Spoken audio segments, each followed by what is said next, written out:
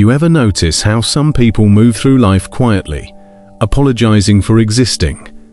They say sorry when someone else bumps into them. They shrink a little when they speak, like they're trying to take up less space than they deserve. And if you really listen to them, not just their words, but the pauses between them, you can hear it. That small, invisible echo of a childhood that didn't feel like love. See, not being loved as a child doesn't always look traumatic. It doesn't always mean cruelty or neglect. Sometimes it's silence. Sometimes it's a mother who was too busy, a father who was too tired, or a home that was emotionally cold, even if it was physically safe. You grow up in that kind of world, and the lesson seeps in slowly. I guess I'm not worth the warmth. Guess I'm not worth the warmth. What's wild is how long that message stays. Psychology calls it attachment theory. Basically, the blueprint your brain builds for every relationship that comes after. If love wasn't safe back then, your nervous system remembers. So when someone loves you now, part of you flinches. You wait for it to end. You test it, sabotage it, or quietly assume it's a mistake. It's not because you want to ruin it. It's because somewhere deep down, you still believe you don't deserve it. That's what childhood emotional deprivation does. It doesn't just hurt you once. It rewires the way you expect the world to treat you. And here's the thing, most people never realize that's what's happening. They just call themselves bad at relationships or too independent. But independence, when it's born from survival, isn't freedom, it's armor. You learn early that needing people gets you hurt. So, you stop needing. You become the self-sufficient one, the caretaker, the problem solver. You take pride in being low maintenance. But the truth, you're just protecting the child inside you, who once reached out and got nothing back. Some psychologists call it emotional neglect, but that term feels too clinical for something so human. What it really feels like is standing outside a warm house in winter, pressing your hand to the window while everyone else seems to belong inside. You tell yourself you don't need it, that you're fine in the cold. But some nights you feel it, that quiet ache, that longing you can't quite name. And if you grew up without love, you probably became really good at reading the room. Hyper aware of other people's moods, facial expressions, tone shifts, because when you're little, love isn't just affection, it's survival. So, you learn to sense danger, rejection, disappointment before it happened. Your nervous system turned into a radar for disconnection. It's a useful skill until it's not, because now, even in adulthood, that same radar fires when there's nothing wrong. Someone texts you, okay, and your brain interprets it as they're mad. A friend takes a little longer to reply, and you feel abandoned. It's not drama, it's programming. Neuroscience shows that the brain of a neglected child actually develops differently. Areas tied to emotional regulation and self-worth light up in ways that show chronic stress patterns. Basically, your brain learns to expect rejection and builds defenses before it ever arrives. You grow up learning how to protect yourself from pain, but never how to receive love without suspicion. And here's the paradox. Those who were unloved often become the most loving adults because they know what it's like to go without. They overgive, overcompensate, and overextend, trying to create for others what they never had. It's beautiful in one way, tragic in another, because they often end up giving so much that there's nothing left for themselves. Let me tell you something real. The hardest part about healing from an unloved childhood isn't forgiving your parents. It's forgiving yourself for the years you believed it was your fault, for the way you kept chasing people who couldn't love you, for the ways you kept abandoning yourself just to feel wanted. But you weren't broken, you were adapting. Children don't stop loving their parents to survive. They stop loving themselves. Think about that. You were born with the natural instinct to seek warmth, comfort, connection. And when it wasn't given, your mind made a new rule. I must be the reason. That's how you stayed safe. By blaming yourself instead of facing the unbearable truth that maybe love wasn't guaranteed. And that rule doesn't just vanish when you grow up. It hides inside your achievements, your relationships, your work ethic. You start chasing approval like it's oxygen. You learn that love has to be earned. So you perform for it. You succeed. You please. You impress.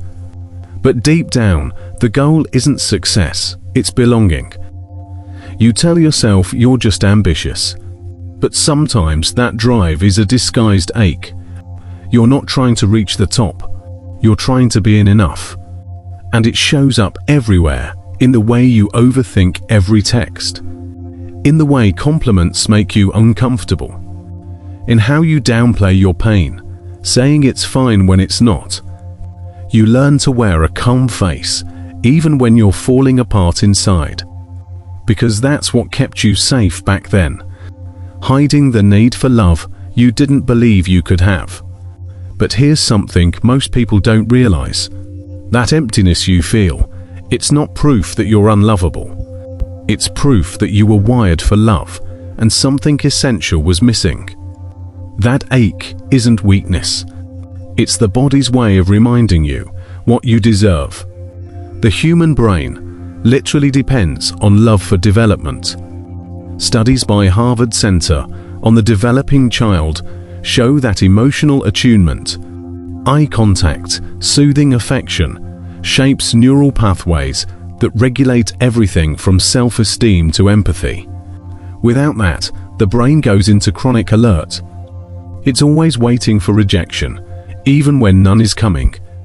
So, when you say things like, "I don't trust easily," or "I don't get attached," it's not personality, it's defense. You built walls because your early world taught you that love was unpredictable. But here's where it gets interesting. Healing doesn't mean tearing those walls down overnight.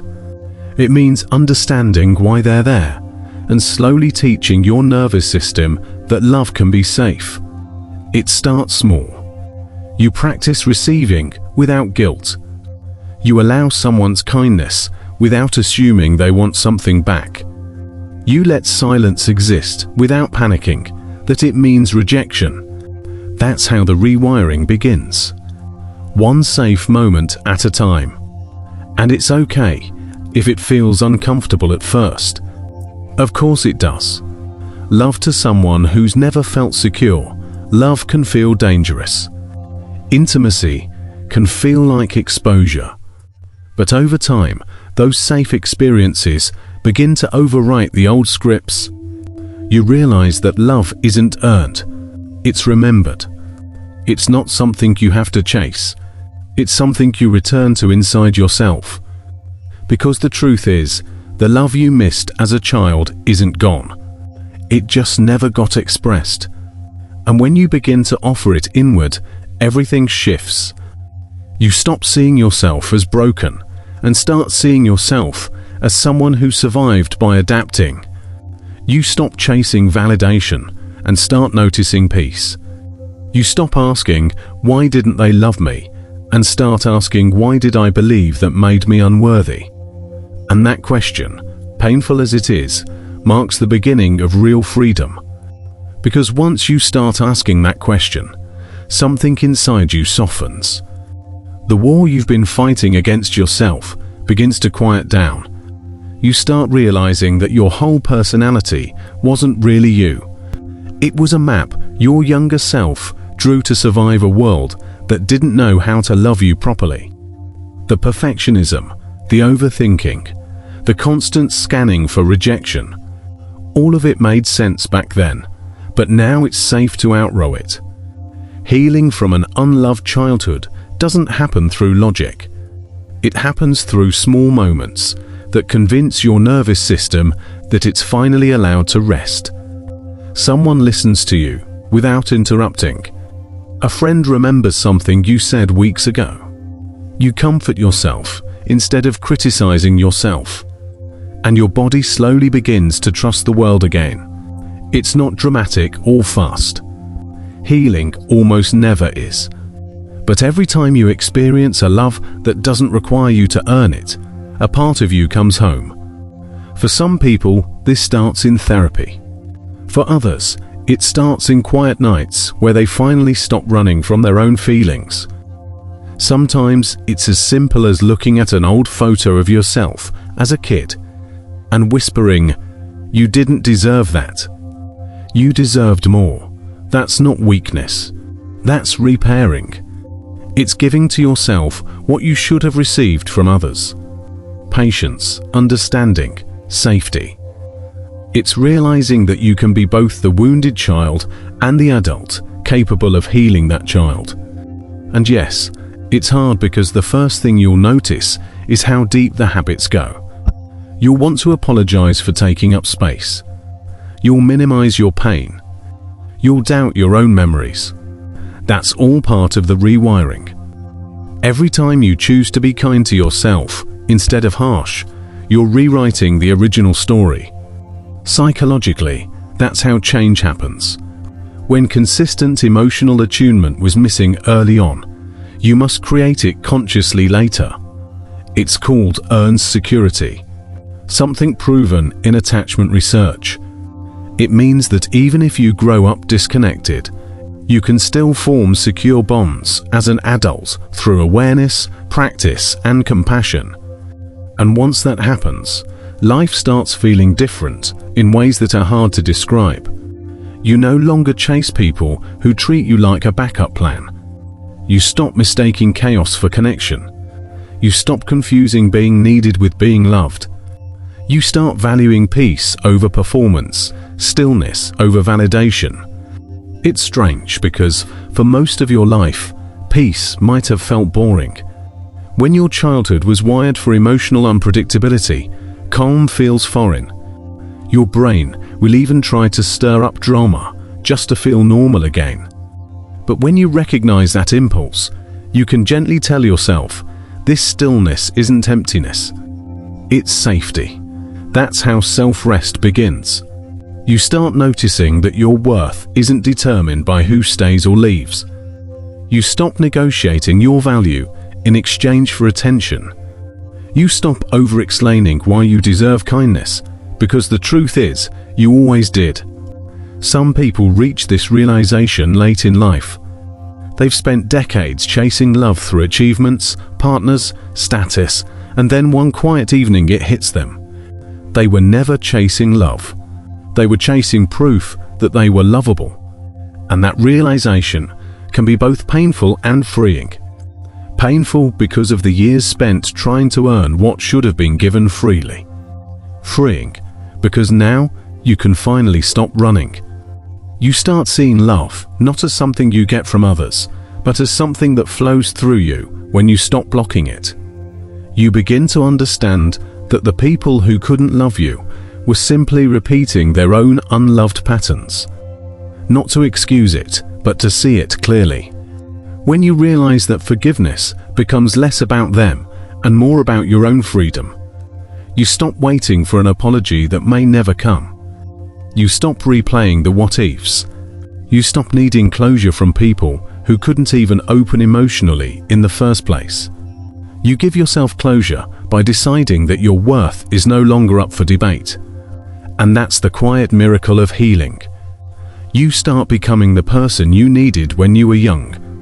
You begin to create a life that feels safe enough to stay in. You know, one of the most fascinating studies from the University of Minnesota followed children from infancy into adulthood to observe how early attachment shaped their lives.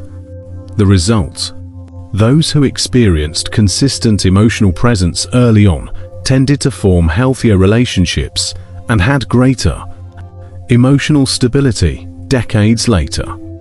But here's the hopeful part. The adults who didn't have that, but later found reliable, nurturing relationships, showed the same benefits.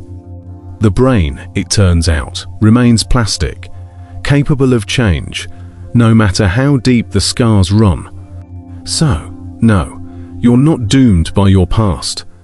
You're simply carrying a map that needs updating.